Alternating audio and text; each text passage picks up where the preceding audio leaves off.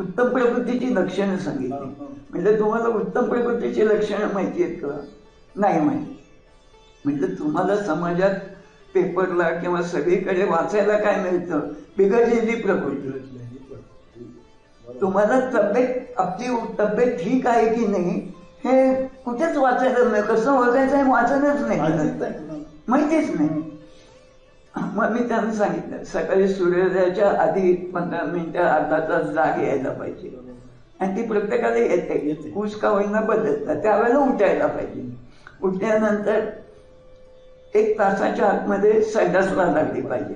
मग तुम्ही चहा प्या नका पिऊ, पाणी प्या नका पिऊ, पण तासाभरात संडासला लागला. नंतर दिवसभरात सटर काही खाल्लं नाही तर 2दा भूक लागली पाहिजे. म्हणजे पोटातनं डिमांड आली पाहिजे की मला अन्न पाहिजे असं. तिसरं, तुमचं जे डेली रुटीन आहे ते न थकता व्हायला पाहिजे. म्हणजे संध्याकाळी 7 वाजता आता नाही शरीर हलू असं नाही होत. फ्रेश राहिलं पाहिजे.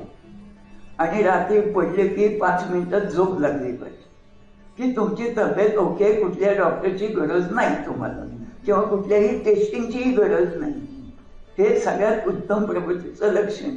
पण हे लोकांना कोणाला माहितीच नाही.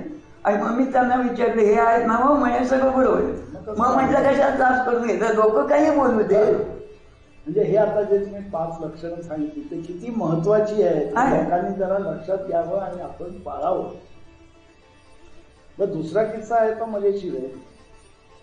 5,000 रुपये करता काय काय केलं? ही साधारणतः 85च्या आसपासची गोष्ट आहे. माझा वॉटरप्रूफिंगचा बिझनेस होता आणि त्यावेळेला मी एकादशीचे उपास